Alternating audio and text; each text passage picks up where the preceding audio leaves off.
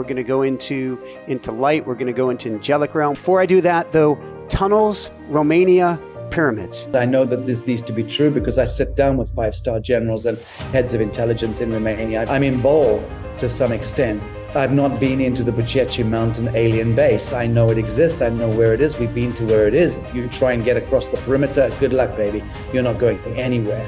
This place is Delta, protected by very, very powerful and dangerous special ops. The fact that that has been held back from humanity since 2004 is diabolical. The telling needs to be told that a massive alien base was discovered in the Buceci Mountains. I disclosed photographs. I've had photographs of this alien base published on Prime Television a couple of months ago in Bucharest. That alien base is spectacular. It has a pyramid in one cave that is over a quarter of a kilometer high. It's got a kind of geoluminescence to it and massive corridors or tunnel systems leading to other continents. The technology that is revealed in these images of this alien base is staggering. You can't compute it by looking at it. And huge statues and effigies in a laboratory.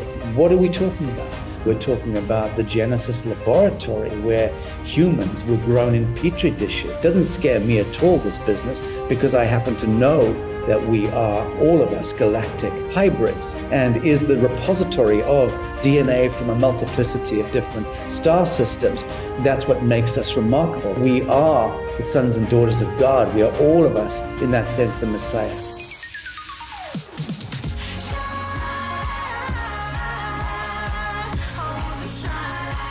Hi everyone, welcome back. I'm Michael Sandler, your host on Inspire Nation. If you've ever wondered if the world is going down or if we'll truly make it, then do we have the Sacha Stone show for you. Today I'll be talking with Sacha Stone, former rock musician, artist, founder of Humanitad, the New Earth Project, International Tribunal for National Justice, and founder of the World Health Sovereignty Summit, which includes the like of Robert Kennedy Jr., Dr. Christian Northrup, and many more. And that's just what I want to talk with him about today. How to free humanity, return to our angelic origins, and birth a new Earth. So welcome to the show, Sacha. Are you ready to shine? Ready to rumble, but I need to correct you. I didn't invite Kennedy, Bobby, onto the World Summit this year because I didn't want to bite into his very important schedule on his campaign. So I decided not to send the invite out, but I have been graced to work with him on a couple of shows, and the focus on Fauci was the main one that I did with Kennedy and Mikovits and David Martin and Galati 2 years ago, calling out the high crimes that, of course, now everyone on Earth is pretty much aware of. But other than that correction, it was a beautiful introduction. Thank you. Well, thank you. And then I guess that begets the question. I hate to ask this, but I need to ask this. Sacha, are we truly free? Of course, we're born free. Alpha Omega only understands freedom. There is a kind of shadowland that we permission our souls to traverse in the temporal sense, in the temporal realm, in order to learn ever heightened scope of witness, I guess. But I think that the contrast that we find in the world, the black and white, the duality, the pain, the suffrage, all of that is also birthed through unity consciousness, through this alpha omega point. And my takeaway is that the suffrage and the pain and the duality and all of that is a very relevant and necessary texture or contrast against which we ultimately define an ever heightened scope of witness as the angelics, meaning to say that as we suffer and go through the wheel of samsara, we come out the other end or the other side, so to speak, having accomplished a dialing up of our own godliness in the first instance, but also we've acted as the catalyst for lower realms of expression to find their way toward the light. So in that sense, we're all of us playing Messiah in this realm of duality. I like that particularly. Well, that's beautiful. I particularly like the last sentence, that we're acting as a catalyst for those, I may misquote you, in the lower realms to find their way up as well. Well, so therefore, we are the integral and the vital component of creation. And all of us are sons and daughters of God and mandated from Most High to come into this realm, this abyss, this cauldron of creation, forget our, drink the cup of forgetfulness, be forgotten to our divinity for long periods of time, and then ultimately through the wheel of samsara and multiple incarnations to ultimately reconvene and reconnect through the quantum, that divine umbilical to source. And as that kundalini rises and as that regenesis occurs within us, and we remember our divinity and then assume our Christed mantle, each of us, then we recognize that this was not a waste of time and energy. This was, these incarnations were extraordinarily noble and brave. So does that, there's a key word. There's so many pieces we can parse here, but there's a key word that I wanted to get to early on. You call it a point of regenesis. What's that? The remembrance of our immanent flame, the remembrance of our divinity, the assumption and restoration of our Christed mantle. That is the regenesis I'm speaking about. It's something which was lost to us through the thrall of time and space and this holograph of 3D reality. We lost touch with that Christed mantle and that divinity. Clearly we did, which is how each of us became caught up in this convocation of witchery and suffrage and pain and the trial of separation and all of that. But there is a reconvention that then invites us to step into that remembrance. And I believe that this end of time epoch that we're going through now, the end of the long count Solkan, and clearly the end of time as we understand it, and the collapse of all patriarchal systems into a kind of a 0 point, a reckoning, a great tribulation, and then reckoning. That is the regenesis point for sure. So you would call this an end times or a reckoning then? It's both the reckoning, it's the tribulation, the reckoning, the absolution, redemption, and salvation all at the same time. If one understands the mechanics of time, then one knows that time in and of itself does not exist, and that timelessness is actually the quanta wherein the witness emerges. And that state of witness does not see separation between either alpha or omega. So the state of perennial witness doesn't recognize a tribulation, a reckoning, an absolution, a redemption, a salvation. They are all part of the same extraordinary ignition or reignition. So yeah, we can get into the semantics, and of course, one is now entering into the realms of the ineffable anyway, that which cannot and must not be spoken of. So we've started it at 100 miles an hour. We might want to pace it back a little bit. Yeah. Let's dial it back. I don't even know if we're going to call this dialing it back. I've heard in several other interviews or shows that you've done, and we recently had my dear friend Dr. Stephen Greer back on the show. You were talking about extraterrestrials have recently left the Earth that's allowing humanity to rediscover her angelic self. What does that mean? It means that it's clear to my mind, and also what I understand from, let's say, intelligence sources, and I'm fairly well informed, as well as from trusted clairvoyancy and people who are sensitive to such matters, that the arcane draconian element, terrestrial draconian element has surfaced and, in a sense, left the world and is no longer containing the thrall that it had over this world from the basement, so to speak. So that energetic has already surfaced in physicality as well as symbolically and energetically.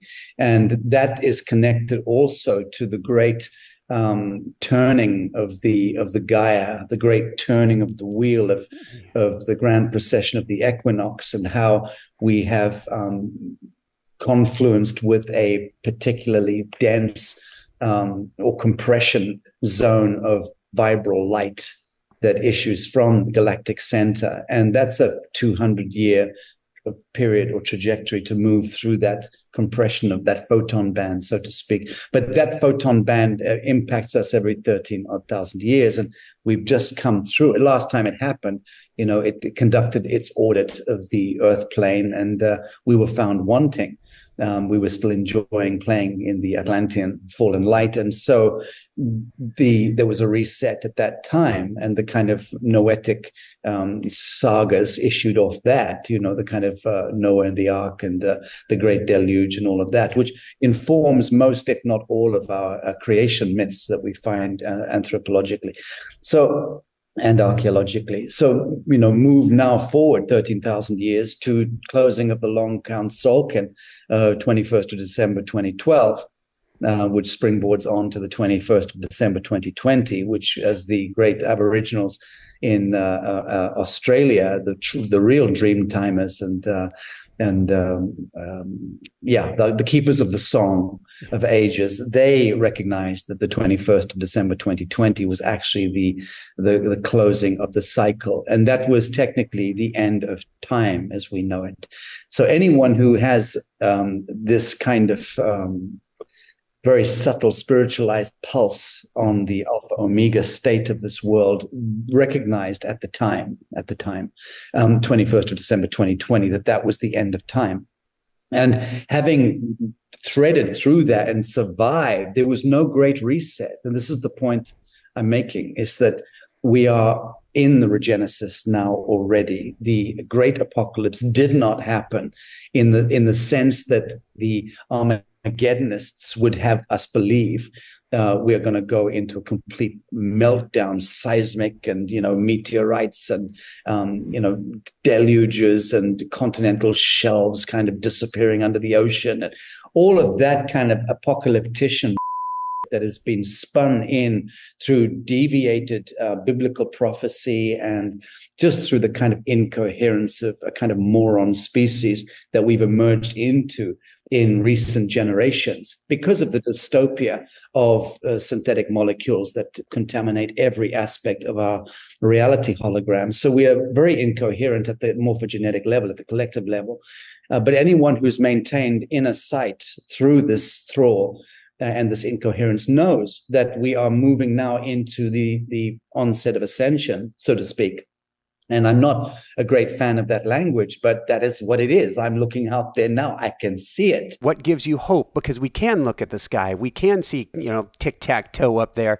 And you're saying this has led to a sense of incoherence at a collective level. What's giving you hope? And then we're going to go into your story. But what's giving you hope, or what is allowing you to see that there is this onset of the ascension? Well, at the risk of sounding like a drunk on semantics, what gives me hope is having no hope at all. I don't subscribe to hope or hopefulness in the same way that I don't subscribe to faith or trust. Yep. Or I have absolute knowing of certain things. And that is actually the prerogative and the preserve of the angelic human, is to engage knowing, fully actualize knowing that which is, that which self-reveals, self-fulfills, self-exists. So it's not a question of sitting on the curb and looking at the horizon line and hoping and wishing and praying. That was, again, for the I'm going to try and be more polite with my language. That was for a more reductive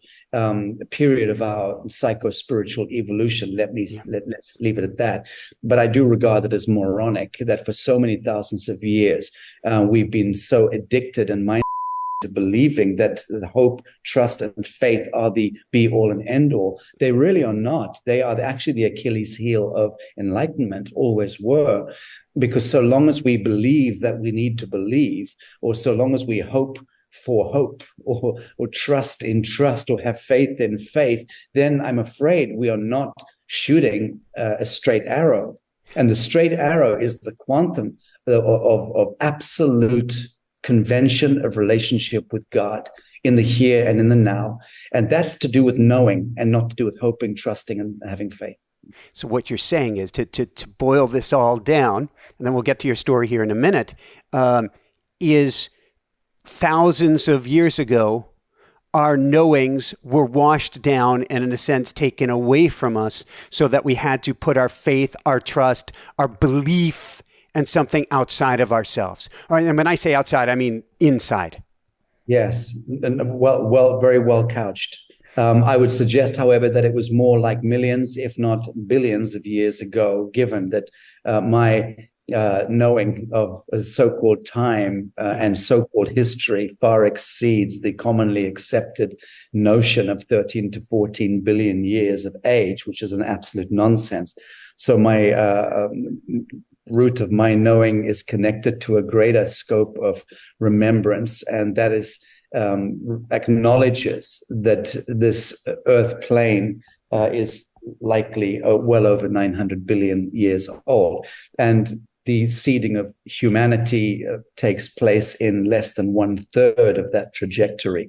But humanity has been through a multiplicity of seedings, and this is only one, but I would suggest it's the most important one, because you and I are seated here, and I'd like to think that that's the case, but more so because it's clear to me that we have reached the end of the experiment, the human experiment. In that sense, there is a bifurcation that's taking place right now, and it's not fun. There is a huge harvest underway, and many blessed souls are leaving and choosing to convene on the other side of the indivisible line, and all power to them. But for those who are remaining on earth in the short years ahead, I use the term years advisedly, because years don't exist. Again, they're part of the fiction. They're part of the Babylonian, Sabbatean language, which was a deviation from real reality. So when we talk in terms of minutes and hours and weeks and months and years, we're playing into that thrall, and we must all stop doing it. That gets back to what I was saying. Are we free? Because what you're saying is there are constructs. Yes, the prime construct being the fiction of time. And that was the cleverest. That was the cleverest construct of all, in order to conjure and contain false light and self-reveal and self-reflect false light to those who were born within the temporal sphere. So that for me is where the calamity existed and exists, is in the celebration of time and the adherence that we have to it, because time naturally speaks to scarcity, to running out of time, to running out of air, to running out of oil and gas, to running out of water, running out of life force, running out of everything. And that's built into the program of the idea of time. So as we're running out of stuff, we're moving into scarcity, social ecology, scarcity-based economy. And that is how we then program ourselves into entropy and into death. So the idea of tick tock, we're running out of time. You've just hit your 75th birthday. It means you're 1 year closer to the grave. And so you program yourself with that. And every day we live in mortal dread of mortality. That's insane. You don't need to do that. None of us need to. We have the divine prerogative to completely dismiss the archonic intervention. Woohoo!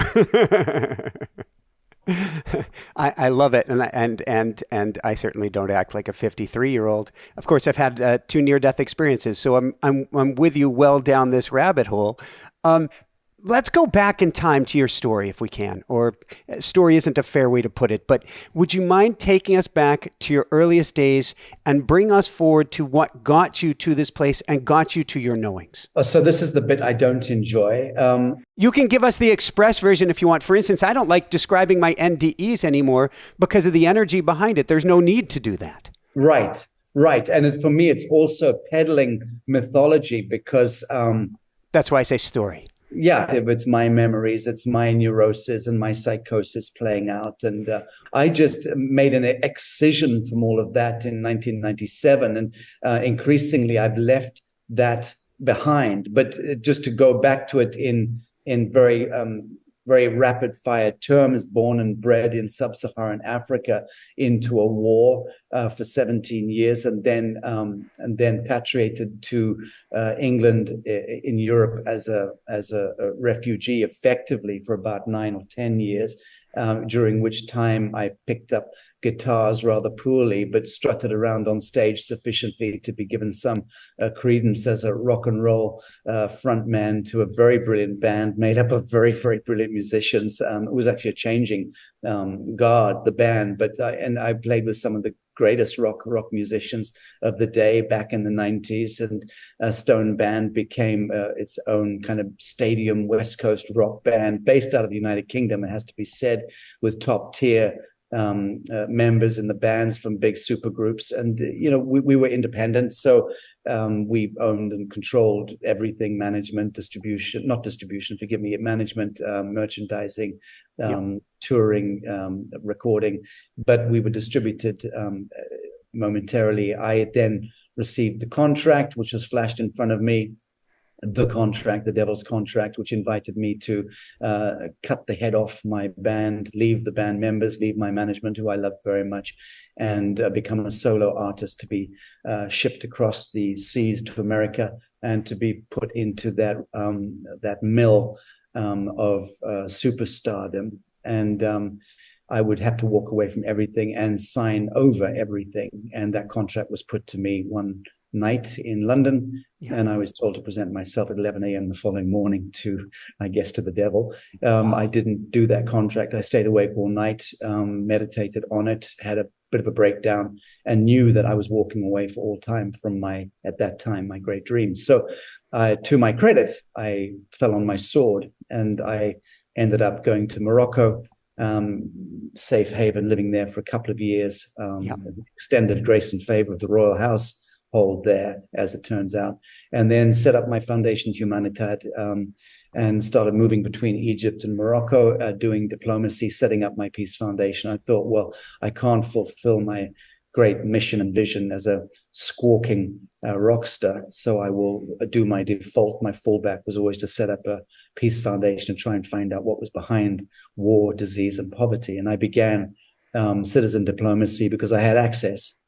Because of my negligible celebrity status, I had access to, affluent people, and I made good use of that and built up a repertoire and a story with my peace work, which I came out of the closet finally in 2012, and came sort of public and started speaking. But I've been involved in fascinating things, and I've been on a lot of important and impactful missions in the work that I was doing in backroom diplomacy, which had very, very significant impact in ways that people don't even necessarily know. And I don't want to particularly mythologize or bring up the past and big myself up, just to say that it was worthy work. It has been worthy work and noble work. And I've done what I can from a standing start as a good human to socket to the man, what to say. And I'm on that front foot now, building out the New Earth template in the Mayan Riviera here in Mexico, because I believe, let me watch that word closely, because I'm fully cognizant of the fact that rainbow prophecy has landed in this part of the world, and this is the seeding ground. So that's why I'm here. Wow. There's so many questions I want to get to. I want to get to UN, some other things, but I teach automatic writing. I was channeling on, I think it was Friday, about today's show. And actually I have two shows today, this and a live show.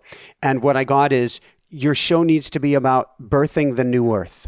And I'm like, what am I going to be talking about, birthing the new earth? And I can channel for class, but it wasn't that at all. It was this show. They said, I need to ask you about birthing the new earth. Well, I salute you. That's beautiful coherence into the flame.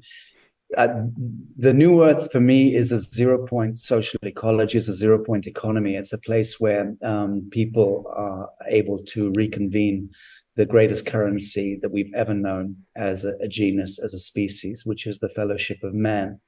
And that becomes the atom seed or the source code to this emergent, burgeoning social ecology and social economy. So in real terms, I'm setting into play the metric that defines that superluminal collective genius. And I'll be making big announcement on the 10th of February next year at the Conscious Life Expo, where I'm flashing the kimono open and revealing a rather large a large appendage, put it that way.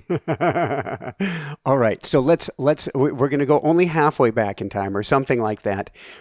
Would you mind sharing, because with your organization, you started working, I believe, with the UN. They drew you in. You said you fell for it. What happened? What did you learn? So let me just paraphrase. What actually happened was they lobbied me. Well, let me say interesting elements within the UN who were fun characters, ambassadors, and what have you, lobbied me many years ago, 2008 into 2009, lobbied me to come to the UN to help sex it up. Now, I didn't know anything about the UN particularly. No one did at that time. Everyone thought the UN was just kind of there somewhere in the background, sending peacekeepers here and, fiddling around there. But it didn't have the vile reputation it has now. And I rather pride myself on being one of the progenitors of giving it its reputation. So I had no real interest in the UN because I was savvy enough even at that time to be aware of its how it had been deviated from its noble roots after the Second World War. And by noble roots, let me explain. The Sabbatean element that architected the UN did not have noble intentions. They were an extension of the League of Nations, which was itself an extension of the Cecil John Rhodes Round Tables, which is pure Fabianist Tavistockian Satanism. So I'm not saying that the UN was conceived by good people, but I'm saying that the people, academics who were brought in to write the charters and to help create the metric of the UN were good people who were commandeered in a sense and made use of. In the same way that the euro was designed by the great Professor Bernard Lietaer, who was a beloved friend of mine, but he was used to create the euro convergence mechanism.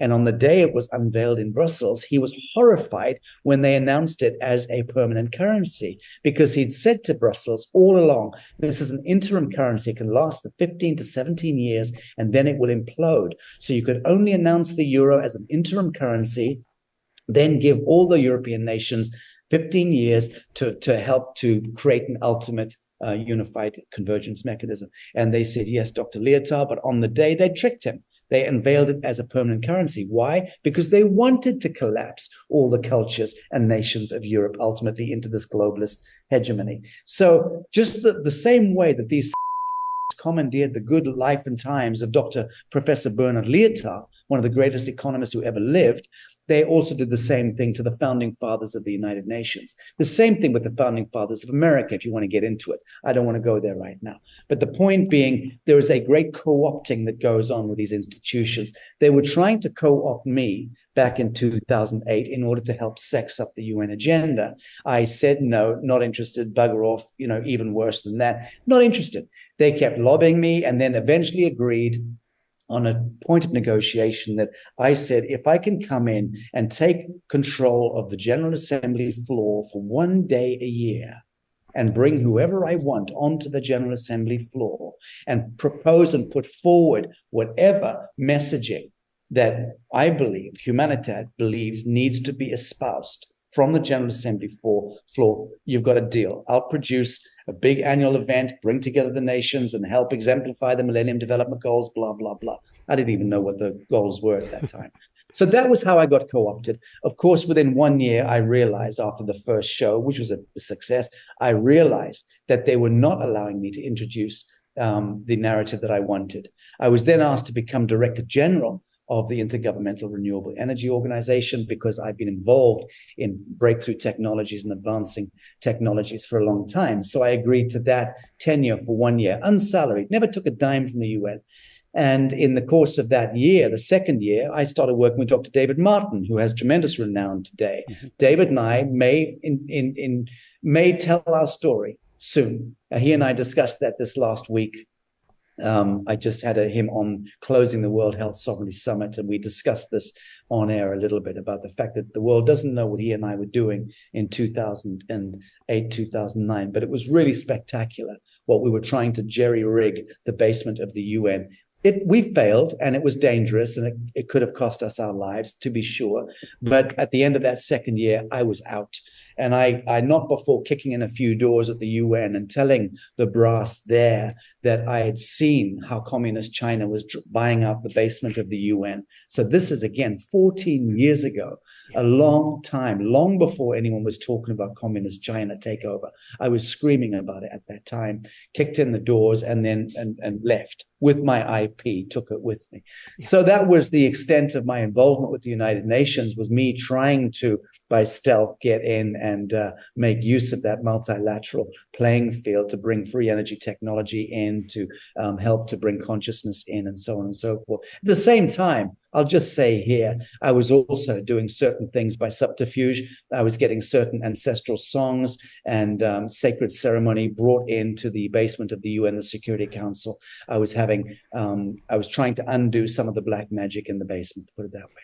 Thank you. So let's go to some of the. I don't know if we'll go to the black magic, but you mentioned free energy technology, and you've spoken before about weird and spooky programs that you worked on in the UN. What are you at liberty to share about that? Because we have our audience who's been hearing from Dr. Greer. There's free energy, there's free energy, there's free energy. It exists, it exists, it exists. Well, I was trying at that time. I was, working with, connecting founding figures in the movement. Stephen Bassett, who is a remarkable brain, just a remarkable man, except for his former reverence for John Podesta. Stephen Bassett's always been a remarkable man, and it was a friend of mine many years ago. I've not seen him for at least 10 years, but he's the founder of the New Research Paradigm Group, I think they were called, and still at large, I understand. But, and he'd done a lot of work in exopolitics, a real pioneer in exopolitics, Steve Bassett, somebody I'd recommend anyone interviews, such a smart guy. How do you define exopolitics for those of us who don't know what that means? So Stephen Bassett, in his work, like Stephen Greer, but Stephen Bassett was particularly focused on, and is focused on, the diplomacy between Earthlings and non-terrestrials, but at a proper governmental military intelligence level. So Steve Bassett was doing a hell of a lot of work there and trying to hack into the mainframe to get government to come full disclosure. Stephen introduced me to Ed Mitchell, the former Apollo astronaut, the man who went to the moon. And I introduced Mitchell to the Bishop of Jerusalem to begin conversations so that Mitchell could educate religious leaders about the truth of aliens and what have you, and then bring that into meetings in the United Nations. So I was directly involved as a progenitor in trying to broker those conversations and get them into the mainframe of the UN, so that could then springboard into the mainframe, and full disclosure could follow. So to how successful I was or we were, I will never really know, except to say that I did bring about a number of conversations. I had Dr. Brian O'Leary, the Apollo 17, I think, mission leader, the scientist astronaut from NASA, who was a beloved friend of mine toward the end of his life. And I brought Brian O'Leary's voice into the United Nations as well. And he was all about revealing the secret space program and telling the world the truth about what he knew. 200-kilometer long alien craft mining the rings of Saturn, that came through on the Japanese mission feed and many years ago on one of the Saturn probe missions. And the Japanese wanted to tell the world, and the Americans threatened the Japanese and said, "You don't speak about it." And the Japanese said, "Hang on, we financed this mission. Don't tell us what we can say or do." Bada boom, Fukushima, baby. So, there are stories within stories. There are backstories and backdrops that people know nothing about, and I've been somewhat privy to a number of them.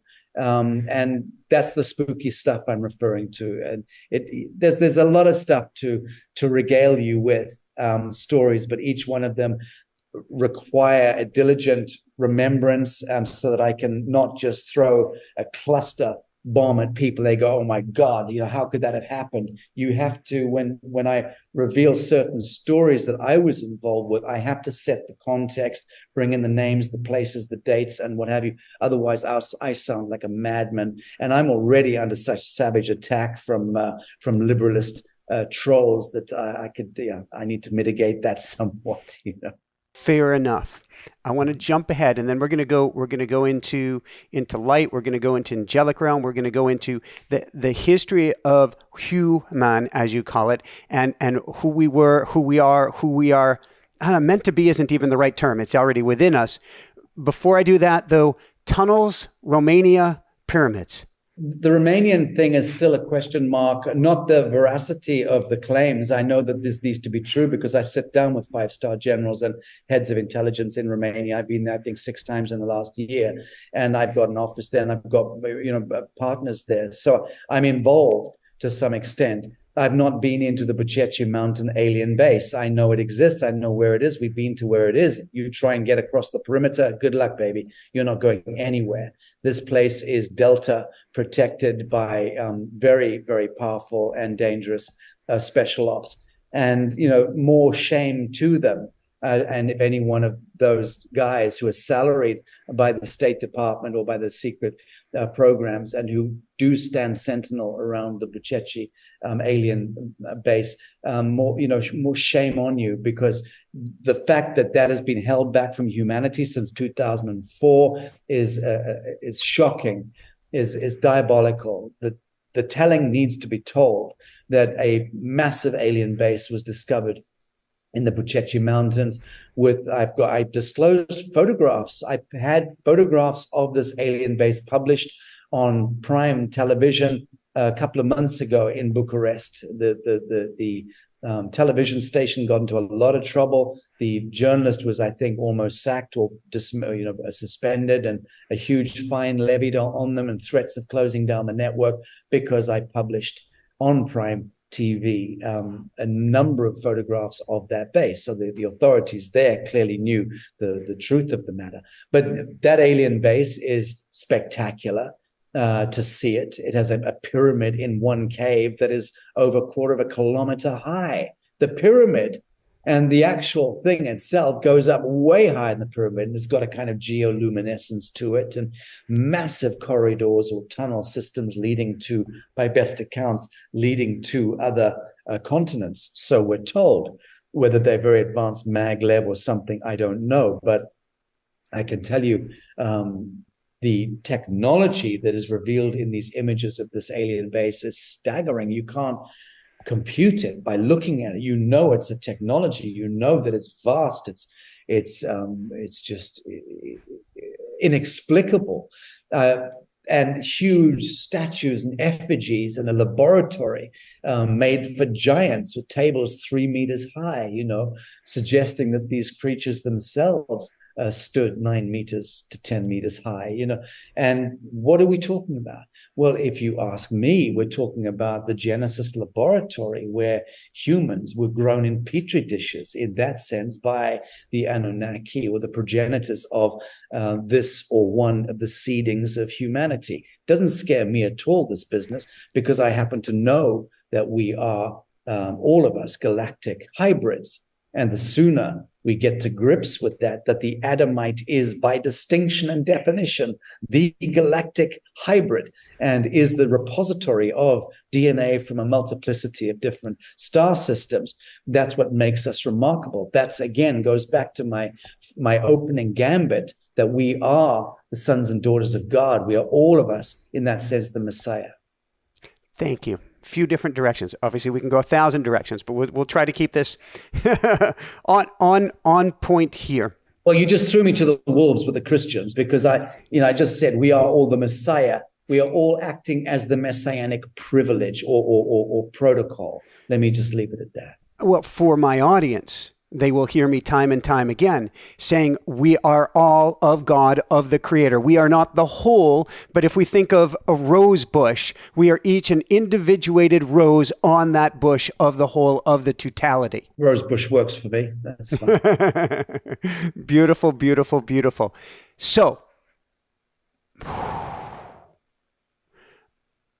why were we genetically engineered to be here, and what is our path as humans? And what does that term mean to you? Well, I already answered the first part of the question, but it is worthy of repeating. We are here as the sons and daughters of God to be the atom seed or the point of absolution for lower elemental intelligences in this entire cauldron of the universe, whereupon they can find their way back home through hybridizing into us and merging and confluencing our Adamite DNA with their reptilian DNA, Zeta Reticulan DNA, Arcturian, Andromedan, Sirian, Venusian DNA, and so on and so forth. So we are, in that sense, the Jacob's ladder. The human being is the Jacob's ladder, the DNA in the human, which is the hyperdimensional DNA, the one that has a fractal antenna to all star systems, alpha, omega, all at the same time. How do you want to play, baby? Well, the human carries that hyperdimensional coding, and none of these other intelligences do. Some of them are way more advanced technologically or even psycho-intellectually, but they don't have the hyperdimensional gateway or the Jacob's ladder that we do. So they need to hybridize, in a sense, to us. And through hybridizing to us, they activate elements within the human genome. And through linguistic wave genetics, the way that a human being is a broadcasting capacitor and a broadcasting station, we then broadcast back to them. So they could be 12 light years away, but we will be able to broadcast through the fractal antenna. Their hybrid babies that they have with human beings are communicating feedback through the quantum to these different star systems and star beings. And you start to see this entire quadrant of the universe as being indelibly connected to the human genome. And that's powerful, that's majestic, and that's who and what we are. That also suggests, thank you, that's huge. It also suggests that Earth isn't just a planet. She's something much, much, much more than that. Yes, she's not a planet. It's very dangerous to think in those terms. She's a plane of expression. And I would leave it at that. Again, we tiptoe into the realms of the ineffable here. Is she round? Yes, she's round. Is she ovoid? Yes, she's ovoid. Is she torus and donut shaped? Yes, she is. Is she flat? Yes, she is. Is she a she? Yes, she is. Is she a he? Yes, she is. So again, you step into the realm of the ineffable, and we have to take a knee and be in a state of humility, which is to say a state of grace, when we are speaking to these vast subjects, which in a sense are way beyond our pay grade as mortals. But, you know, we do, again, have the privilege and the prerogative to be able to expand our superluminal genius. I'm doing my best to do so in this incarnation. And I think it's incumbent upon all of us to be in that state of grace, that state of witness, and to consistently push boundaries.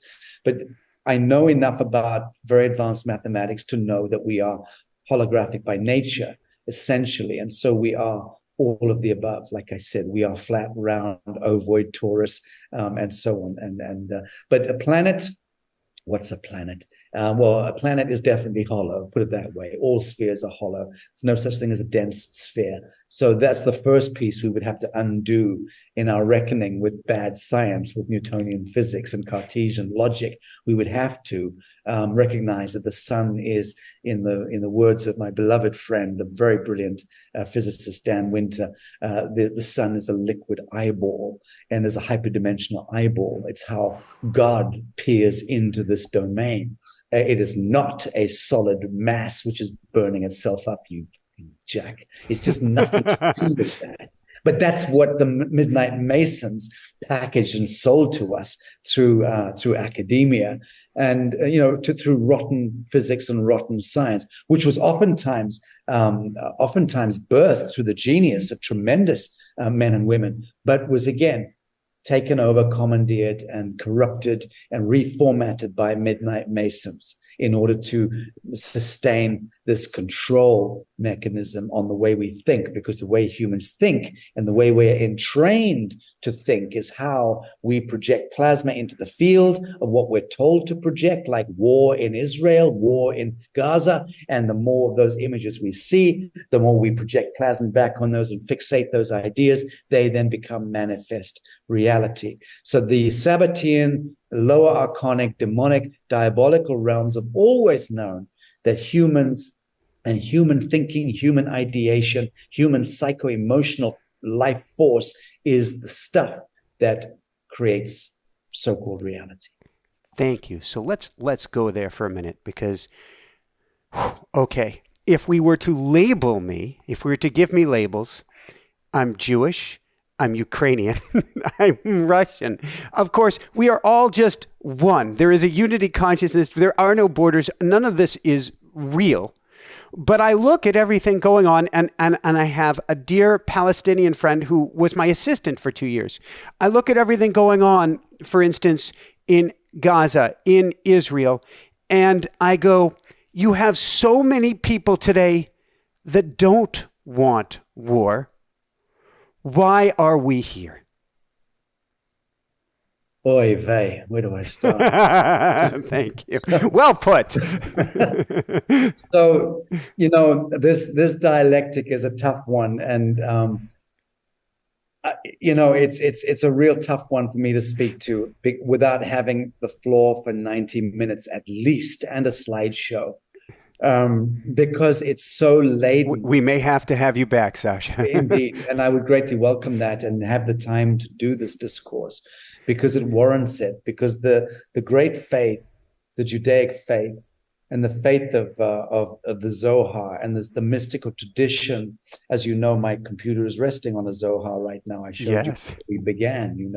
The great faith, true Judaic faith, insurpassable in many ways in its mystical dimension, and that gave birth to the Christic faith and to the Islamic faith as well. So we have to go back to that Genesis point.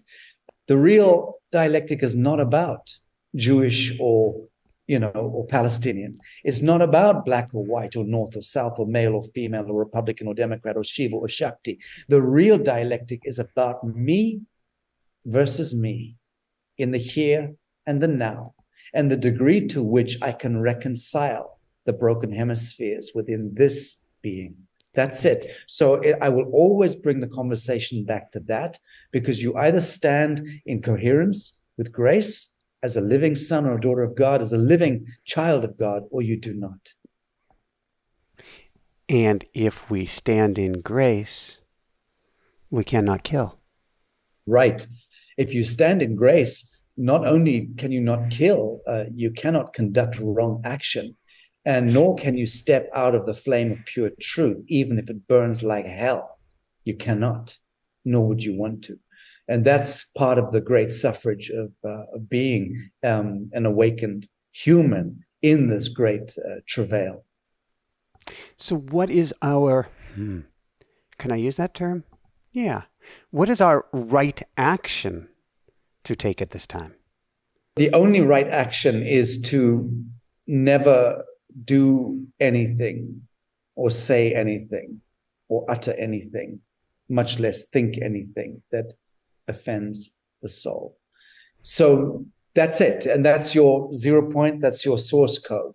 We are all of us born with God-given conscience in that sense. And we all of us in that sense are born to a inherent understanding and knowing of what is right and what is wrong. Claiming the life force of another creature under any circumstance is essentially wrong action. Essentially, it's wrong action. But one can get pulled into all sorts of very interesting conversations, especially if you have a vegan sitting at the table. But not that you do. But these are considerations. It's all love, baby. It's all love. So, what is the time? Well, we'll go to Steve Martin here. The timing of all of this taking place at this time. Well, my takeaway is that the geometry of now is perfect always, in all ways. And pure truth and right action are the path of least resistance to the highest outcome, always, in all ways. So in those two sentences, which could be strung into one, is the entirety of the true Gospels, the living testament, and of the gnosis of ages is in that. each of us, if we are true adherents of the faith, inverted commas, will know ultimately that we are led back to our navel. We're led back to the atom seed of ourselves, and we are forced into a reckoning with the shadow within. And the 40 days and 40 nights in the desert is that journey within the psychic landscape, to cleanse and purify and purge until we are unified in our inner dictate. Our consciousness and our conscience are aligned as one. And when we engage that state of witness and can take the seat or the throne of witness in that state of grace, we become fully cohered and aligned with the umbilical of the divine. We become superluminal mortals in that sense, and we become the meek who inherit the earth and also become progenitors of the next great revelation, which is the manifestation of the kingdom of heaven on earth. So it's all comes back to this always. You can never escape mathematics. Ultimately, math and God are the same, ultimately. And by the grace of God, that reckoning is happening now to such a fierce extent that the collective morphogenetic flame of coherence is about to upshift, almost certainly within the next let's give it a temporal signature, within the next 2 years, 18 months to 2 years, we'll see the end of the apocalyptic reign. Woohoo! So what I keep getting out of my automatic writing is during this time, the head is, by definition, completely lost, cannot comprehend all of this. Dive in my case, I channel through, typically I can hear, but I channel best through automatic writing. Dive into my automatic writing, dive in. Every time the mind goes errant, goes astray, dive in, dive in, dive in. I think that's what you're suggesting, each in our own way. That's a fair comment. I mean, it's 6 of one and half a dozen of the other. Mindfulness or mindlessness, Yes. Absent of thought, or to be so pointedly filled with actualized thought that you manifest reality. They're actually both the same thing. And that's why I refer to Alpha Omega. It's a courtesy, because Alpha is Omega and Omega is Alpha. So let's go on a fun plane here, and then I want to bring it home to bringing out that angelic being within each and every one of us. There are more pyramids. I cannot believe, I'm going to say this, that a world the name is going to escape me. World Heritage Site, Ohio, pyramids found. There are pyramids being found all around the world right now.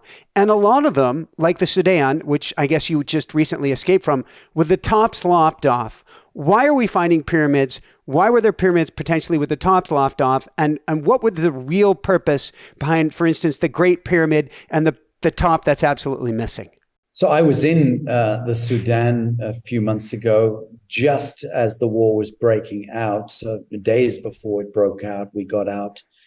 And it was spooky at the airport. I have to say, it had this just weird, we were rushing to get to the airport in any event and about to miss the plane. And it was like, military checkpoints getting through. It was just a weird day.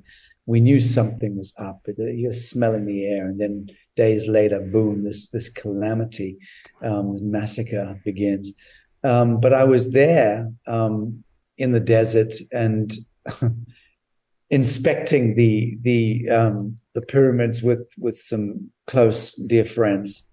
All of us driven by the same compulsion to understand what's behind these pyramids. And for me, the interesting bit was seeing and then screeching to the world in multiple broadcasts about why have all the tops been taken off the Sudanese pyramids? Well, it's because they're the Russian pyramid, and they're not the Giza type pyramid. They're the Russian pyramids. And what's a Russian pyramid look like? Well, a Russian pyramid is different degrees, but I think they pretty much have the same impact or effect. My suspicion is that the Giza pyramids are more on the kind of middle plane of the earth, and so settle into that mathematical format. The Russian pyramids and Sudanese pyramids, which are kind of further north and south, start to change almost the same way that, just angles change with where the central sun is.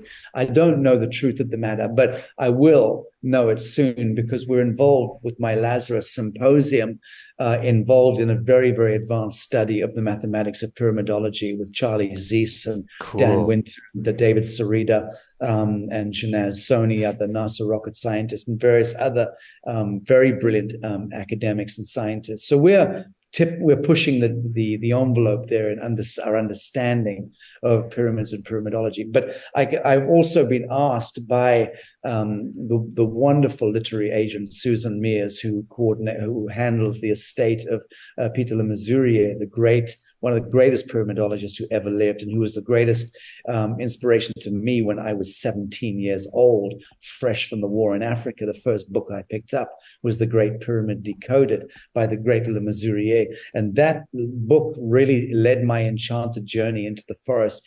And curiously enough, about a year ago, his literary agent, he died a couple of years ago, his literary agent reached out to me and invited me to take on the yoke of Peter Le Mesurier and his body of work into the world. So that's something I'm very excited about, because it's full circle for me. I'd love to honor the man. Anyway, I'm gibbering, but the point I'm making is you touch a raw subject with me when you talk about the pyramids, because it's written into my coding. And I know that my life has got a lot to do, and my incarnation has a great deal to do with the true decoding here. There's a lot of bullshit decoding, but let me just say that he's turning his phone off. It's been going nonstop since you came on the line with your beautiful yellow spectacles. The point is the pyramids are connected to the golden age in simple terms. And the pyramids, whether they were tethering stations for massive airships, or you were charging stations for UFOs, or paramagnetic and dielectric power stations to broadcast cold electricity into the lateral plane and power up the world through free energy, all of the above are true and written into the pyramid's capabilities. So the pyramid is just a kiss point between the heavens and the earth.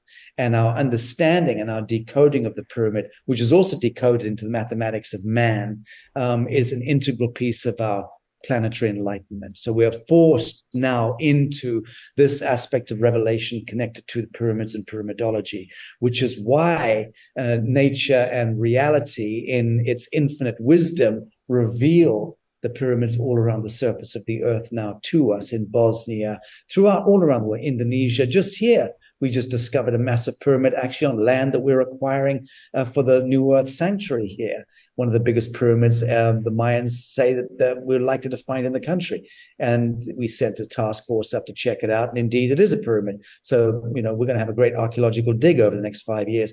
Point being, pyramids are revealing themselves to us because the time is nigh. So I was on 2 years ago. I was invited. It was a very interesting experience, and we don't even have to go there. Nobel Peace Prize Summit in the Yucatan, and I got to explore some of the Mayan pyramids by myself. And what struck me the most wasn't any of the stories behind it, because I don't believe any of the stories are real. But was the energy. Yeah. I just wanted to sit and be next to, be on the ground, be anywhere in the realm. To me, it had a very different energy. Indeed, it's remarkable. I mean, try doing what I did in 1999 and spend a night in the Great Pyramid in Egypt, in Giza. And that's not something I would recommend to anyone, incidentally. But that was... What did you experience that night? I've got to ask. I experienced what you would... I tell you what I would do is I would honor the memory of the great Dr. Paul Brunton and the book that he wrote on spending a night in the Great Pyramid, which I had read in the 1980s, and that led me to my path led me straight to the Giza Plateau. So, 10 years later, I had the chance, because I was living in Egypt, between Egypt and Morocco, and it took me weeks to get the courage up, because I did not have the foundational courage to go into a claustrophobic place like the Great Pyramid, walk down that stairwell into the dark. One flickering fluorescent light bulb was in the King's Gallery in those days in 1999. So it was all but going into the thing completely dark with a Bic lighter or a little torch. I can't remember which I had, but that for sure, that was before telephones with torches and cameras. Yeah. But I did go down. I bribed the guards at the top. I'd taken myself weeks to build up the courage. I stayed awake the night before, so I was in a state of kind of slight incoherence. But that pacified me sufficiently because I was really lethargic. And then I bombed that night to Giza across Cairo, and stopped any thinking in my mind from inhibiting this mission. Got there to the Giza plateau, got to the pyramid, bribed the guard, gave him some money, which was standard procedure back in the day, and then went down and did my descent into Hades and got finally to the king's chamber, and with this one flickering fluorescent light bulb, like I said, it was terrifying. And I got to the king's chamber, and I lost my nerve, and I tried to flee, and I was blocked in the gallery by very, very big elemental creatures. I can't remember whether there were a dozen or 24 of them, but they fell out of the walls of the corridor and blocked me from moving. So I was completely terror-stricken. But I recognized in that moment, that there was no getting out, that you can't, this was the true running the gauntlet, so to speak, that there was no running past these elementals. They were the guardians, the sentinels of ages. These were archonic entities, and they blocked my path, and they were terrifying. And they were, I don't know what they were composed out of, but they were ethereal and smoky and scary. And the panic does what panic does. Ultimately, it compresses into 0 point, where you either have a heart attack or you have an enlightened epiphany. And twice this has happened to me in my lifetime. And twice I've had the epiphany, not the heart attack, by the grace of God. So in that particular instance, the panic stopped instantly, and I recognized in a perfect moment that there was no running the gauntlet. There was only walking the gauntlet in full possession of self. And at that moment, they retreated back into the walls, and I was able to walk in a measured way. So I stayed for a bit, and then just before dawn, I knew now how to exit the Great Pyramid in a measured, self-contained flame of being here now. And that led me to the exit, went up into the dawn, and was very much reborn. And I felt it. Now, I did not lie down in the sarcophagus or whatever they call that thing. I don't believe it was a sarcophagus. I believe it was connected to the battery element. I believe that the pyramid is essentially a power station and a cosmic galactic battery system, and a very powerful one.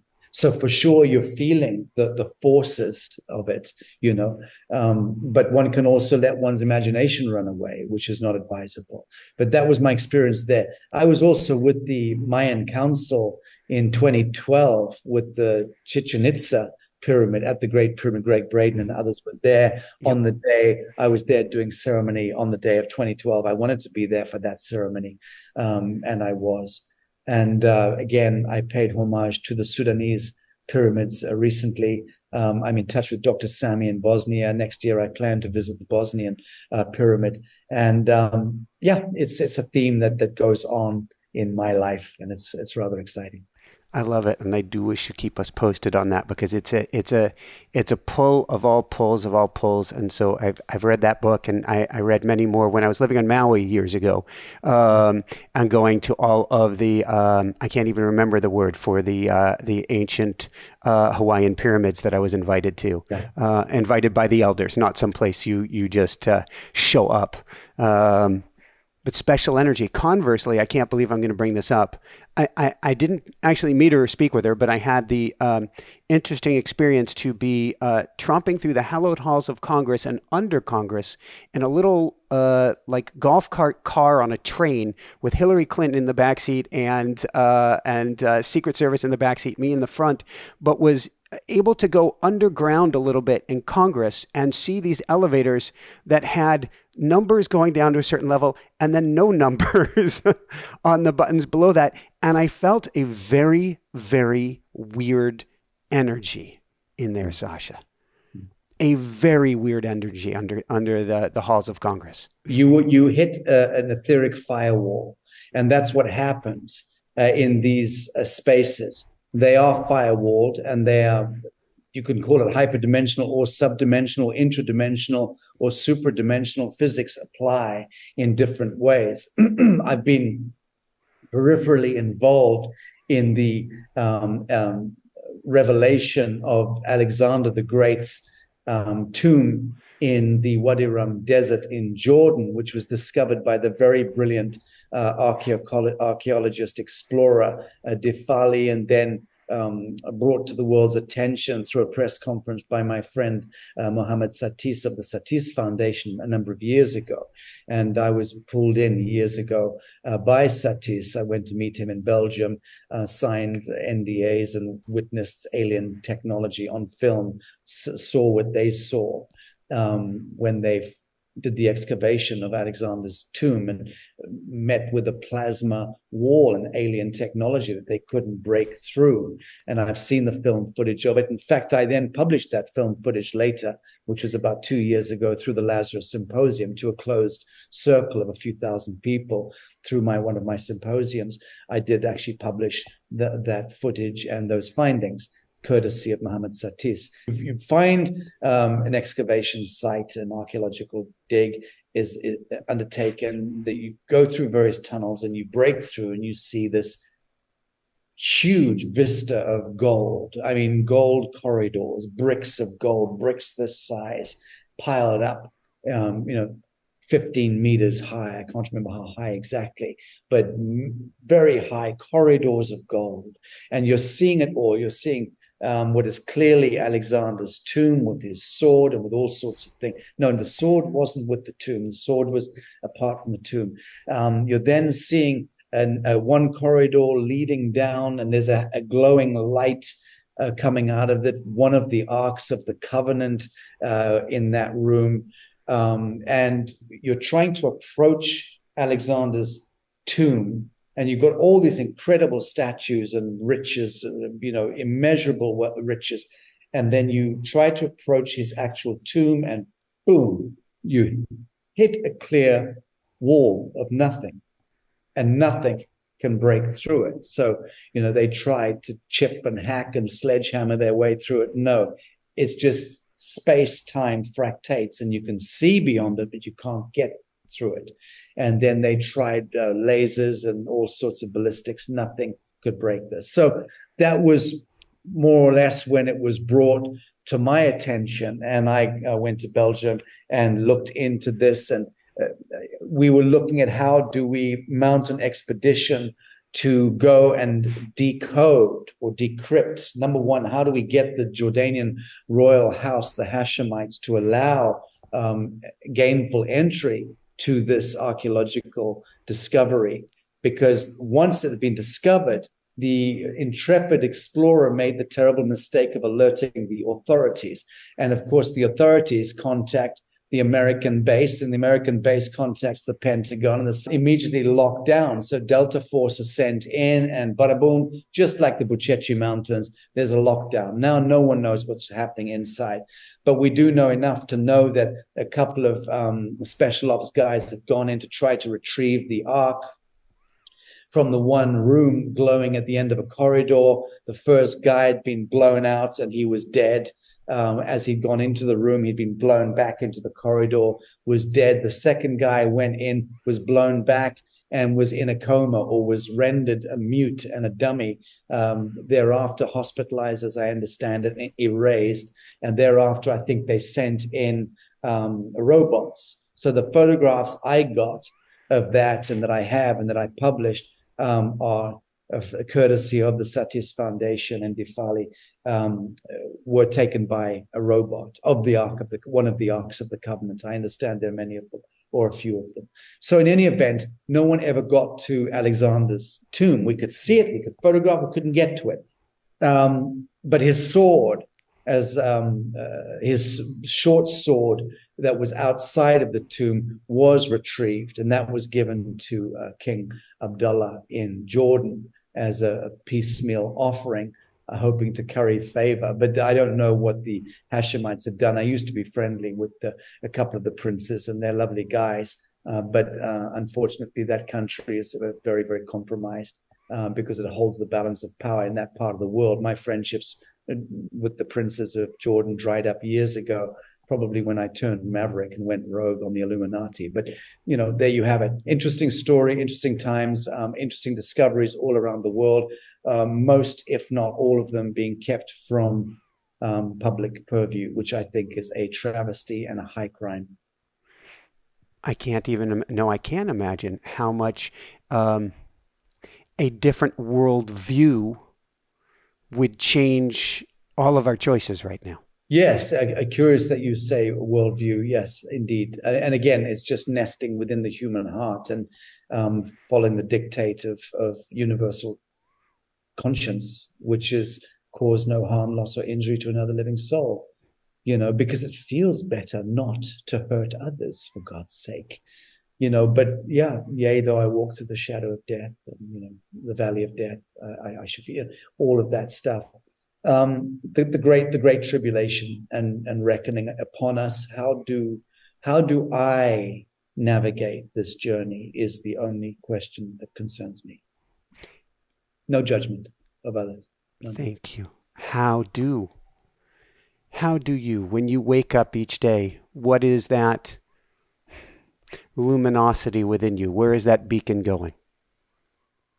I'm a very sullied individual. So my start to the day is ignominious and is not very hallowed at all. So I generally lurch out of bed, walking a bit like a crab because I am, somewhat middle-aged, and let my chihuahua out before he pees on my floor in the bedroom and make a beeline straight for the gas stove and put on my espresso, which is my true craft in life, is knowing how to make a proper espresso. And my day starts with an espresso. Up until recently, it started with an espresso and a rolled up organic cigarette. But I'm afraid I've given those up in the last couple of weeks. So it's just the espresso for me now. And then my calls that are scheduled for me and my meetings that are scheduled for me by staff arrive about 9 in the morning, and then my day starts. And it's just a constant sequence of phone calls that are scheduled, Zoom calls that are scheduled, conference calls with different teams around the world, and media drops like the one I'm doing with you now. And that goes on pretty much every day, all day, every day.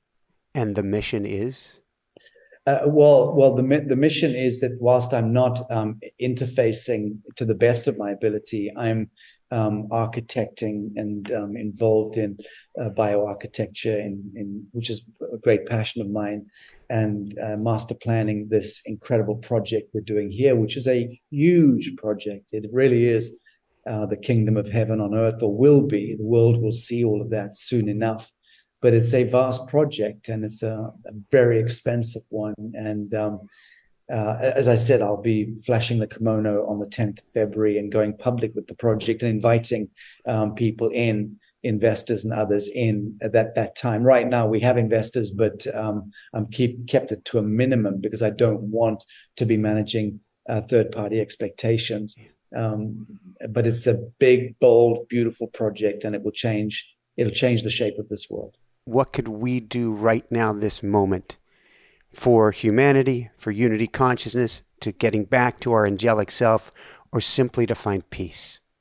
Suspend all adherence to false light in a moment by moment on a moment-by-moment basis, which is the only way one can do things in truth, because we are all so indentured to the false light that we fall off the bicycle 350 times a day and have to get on it again. And that's written into the program. That's okay. So forgiveness and forgiving oneself for endlessly reaching out for the gin bottle, or to have a masturbate, or to pick up another joint, or go to another party to get another hit of something or other, or whatever it is, whatever your thing is that compels you to fill the void, to fill the vacuum. Forgive yourself, and be prepared to forgive yourself 1,000 times a day, always, because eventually you'll work on yourself. Eventually the angelic you will see the impish you in the mirror and will overcome. Eventually it happens that way.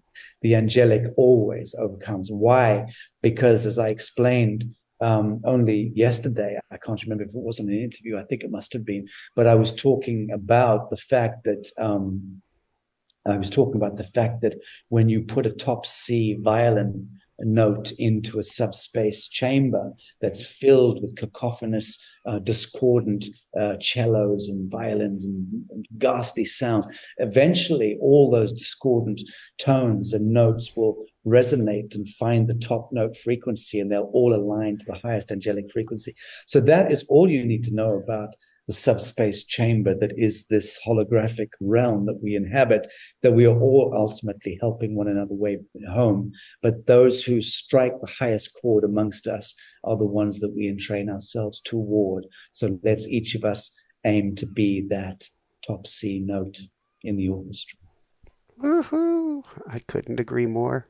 Couldn't agree more. We are a symphony of one of all of us.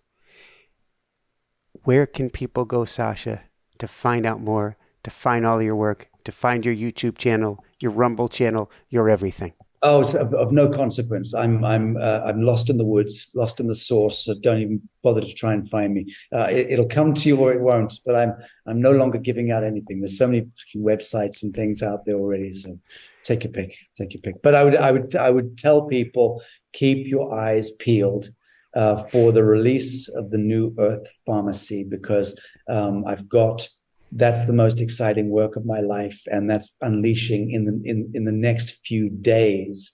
Is the newearthpharmacy.com, pharmacy with an F, and it's not launched yet, but it will launch, I think, next week. And I've spent inordinate amounts of time and money, resource, and love in helping to bring to market antidotes to the gravest existential threats against human health. And yet we're allowed to be afflicted with poisons on every supermarket shelf, and every single product that we buy to either clean the house with, or clean our bodies with, or put into our food or the water, the air, is a de facto synthetic molecule and a poison by distinction, sold to us by our municipal, federal, and multilateral governments. Will house that. And these have managed somehow to outlaw the truth.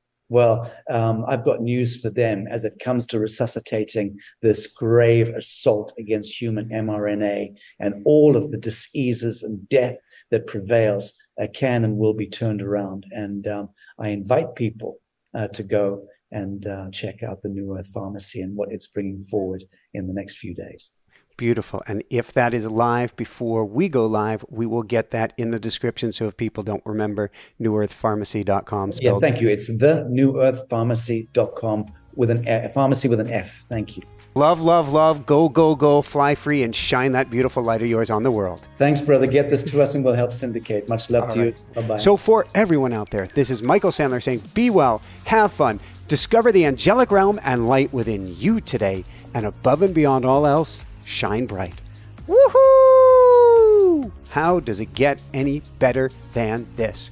On that note, if you want to become a mystic, you want to live from that higher plane, you want to escape the energy down below and help bring yourself and others up to that higher plane, come to the School of Mystics. I've got that link down below. Class 4 Wednesdays a month, always recorded if you can't make it, with an amazing group that's going to join you on this journey.